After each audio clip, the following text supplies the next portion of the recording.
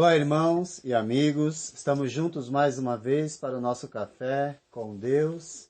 Meu nome é Edivaldo José e hoje gostaria de compartilhar mais uma meditação baseada no livro de Atos, capítulo 21, versos de 1 a 16. Assim diz a palavra do Senhor. Depois de nos separarmos deles, embarcamos e navegamos diretamente para Cós. No dia seguinte fomos a Rhodes e dali até Pátara. Encontrando um navio que ia fazer a travessia para a Fenícia, embarcamos nele e partimos. Depois de avistarmos Chipre e conseguirmos rumo sul, navegamos para a Síria. Desembarcamos em Tiro, onde nosso navio deveria deixar sua carga. Encontrando os discípulos dali, ficamos com eles 7 dias. Eles, pelo Espírito, recomendavam a Paulo que não fosse a Jerusalém, mas quando terminou o nosso tempo ali, partimos e continuamos nossa viagem. Todos os discípulos, com suas mulheres e filhos, nos acompanharam até fora da cidade, e ali na praia nos ajoelhamos e oramos. Depois de nos despedirmos, embarcamos e eles voltaram para casa. Demos prosseguimento à nossa viagem partindo de Tiro, e aportamos em Ptolemaida, onde saudamos os irmãos e passamos um dia com eles. Partindo no dia seguinte, chegamos a Cesareia e ficamos na casa de Filipe, o evangelista, um dos 7. Ele tinha 4 filhas virgens que profetizavam.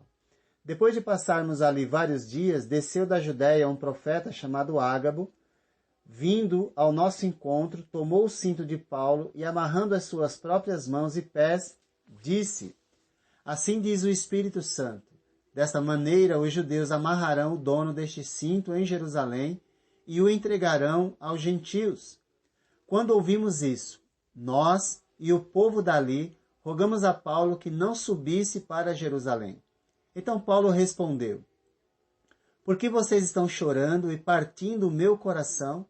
Estou pronto não apenas para ser amarrado, mas também para morrer em Jerusalém pelo nome do Senhor Jesus. Como não pudemos dissuadi-lo, desistimos e dissemos: Seja feita a vontade do Senhor. Depois disso, preparamo-nos e subimos para Jerusalém. Alguns dos discípulos de Cesareia nos acompanharam e nos levaram à casa de Mnason, onde devíamos ficar. Ele era natural de Chipre e um dos primeiros discípulos. Estamos aqui no final da 3ª viagem missionária e a cada momento dessa viagem aprendemos uma lição. Paulo estava se preparando para voltar a Jerusalém e ele foi avisado 2 vezes a não ir a Jerusalém, porque encontraria dificuldades ainda maiores. Então Paulo, respondeu: Que fazeis chorando e quebrantando-me o coração? Pois estou pronto não só para ser preso, mas até para morrer em Jerusalém pelo nome do Senhor Jesus. Que fé, que convicção, que compromisso. Grandes lições aprendemos nesse trecho.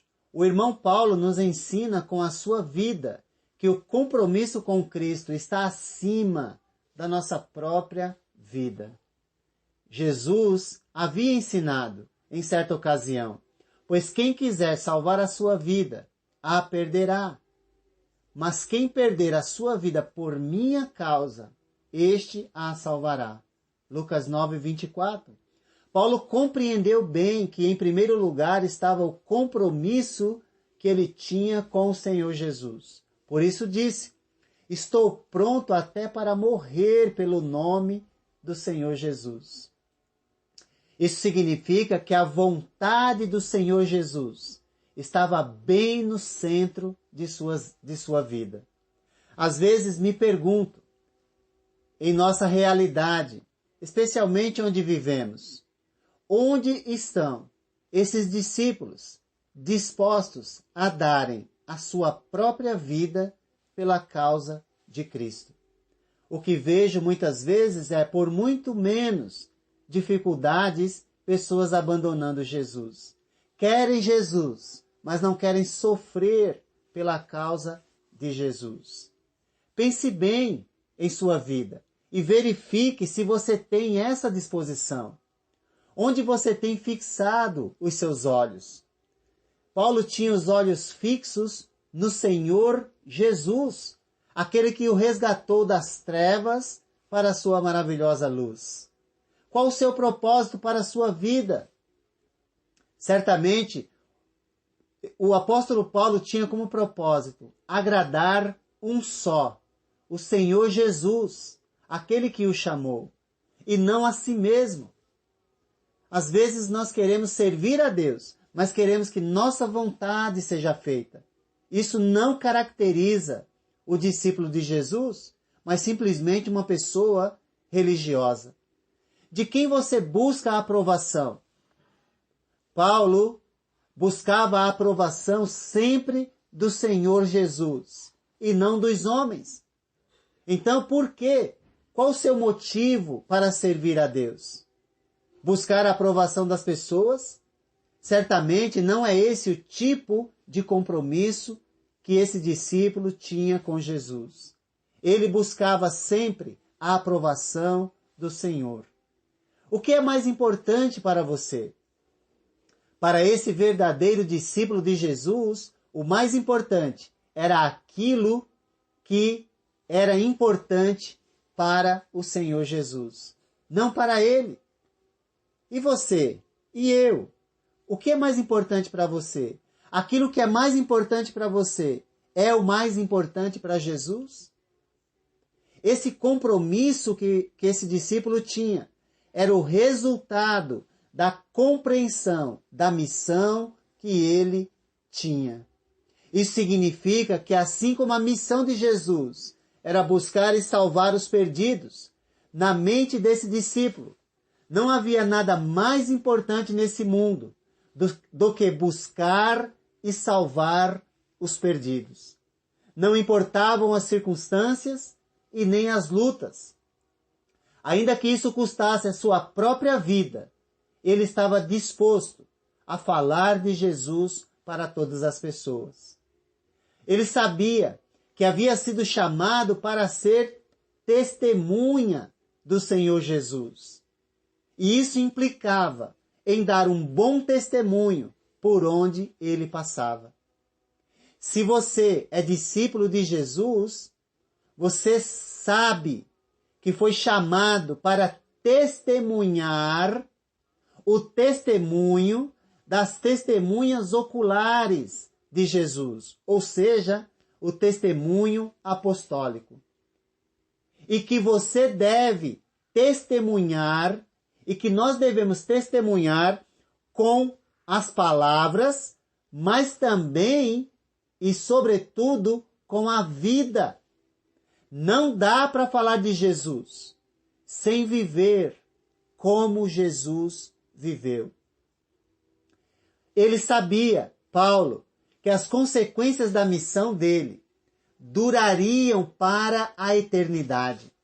O impacto que esse discípulo causou no mundo de sua época deixou um legado na vida das pessoas para a eternidade.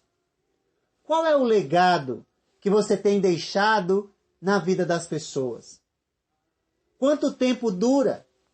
Certamente, Paulo sabia que o seu legado não duraria apenas 1 ano, 10 anos ou 100 anos, mas sim a eternidade. E com essa convicção, ele não se importava com as perdas desta vida, mas queria ganhar sempre o mundo vindouro. O impacto do Evangelho é para a eternidade. Se cremos nisso, pregamos. Se cremos nisso, vivemos de acordo com o que pregamos. Se cremos nisso, perdoamos aquele que nos fere. Vidas estavam sendo transformadas com a pregação do Evangelho em sua época.